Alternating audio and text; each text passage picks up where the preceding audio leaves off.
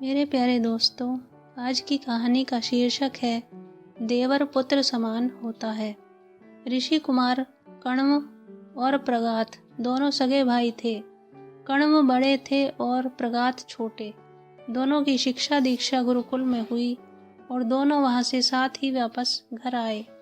माता पिता का बहुत पहले ही देहांत हो चुका था। कण्व का प्रगाथ के प्रति असीम प्रेम था। उसी प्रकार प्रगाथ भी कण्व को अपने बड़े भाई नहीं अपितु पिता के समान आदर देते थे। कण्व का विवाह हुआ तो भाभी के प्रति उनके मन में मातृ भाव था। ऋषि पत्नी भी अपने देवर के प्रति पुत्रवत स्नेह रखती थी।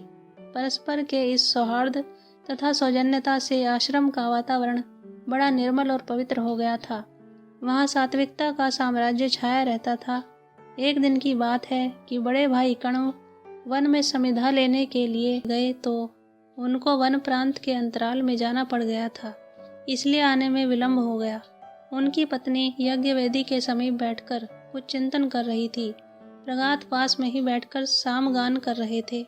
शीतल मंद मधुर बयार बह रही थी। सामगान करते करते प्रगाथ को निद्रा आने लगी तो वे अपनी भाभी की गोद में विश्राम करने लगे और सो गए। ऋषि पत्नी ध्यान मग्न थी। प्रगाथ सो रहे थे कि तभी कण्व वन से लौट आए। उन्होंने दूर से देखा कि कोई उनकी पत्नी की गोद में सो रहा है। कण्व को इससे क्रोध हो आया।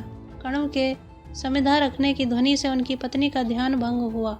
उसने पति की ओर देखा और वह देव इतना ही कह पाई थी कि कण्व ने क्रोध में प्रगाथ की पीठ पर लात मार दी। प्रगाथ की नींद खुल गई। वे सहसा उठकर खड़े हो गए और बड़े भाई को प्रणाम करने लगे, किंतु कण्व तो उस समय साक्षात क्रोध की प्रतिमा बने खड़े थे। क्रोध में ही उन्होंने अपने पुत्र समान भाई से कहा, आज से तुम्हारे लिए इस आश्रम का द्वार बंद है, तुरंत निकल जाओ यहाँ से। प्रगाथ हाथ जोड़कर खड़े थे। बोले, भैया, आप तो मेरे लिए पिता के समान हैं और भाभी को मैंने सदा ही अपनी माता के स्थान पर माना है। कण्व कुछ संभले, किंतु चित्त अभी भी शांत नहीं हुआ था। कुछ क्षण मौन के बीते। अंत में उनकी पत्नी ने ही कहा, देव, प्रगाथ ठीक कह रहा है। मैंने तो इस आश्रम में पैर रखते ही उसको पुत्र समान मानकर उसका लालन पालन किया है।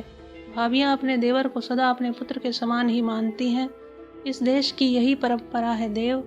क्या यह साधारण और सामान्य सी बात भी आप स्मरण नहीं रख सके? पत्नी के वचनों ने आग में पानी का कार्य किया। कण्व का क्रोध शांत हो गया। अंत में उनको अपनी भूल का आभास हुआ और प्रगाथ को प्रगाढ़ आलिंगन में लेते हुए बोले, प्रगाथ, दोष मेरे नेत्रों का है। मैंने तुम पर व्यर्थ शंका की।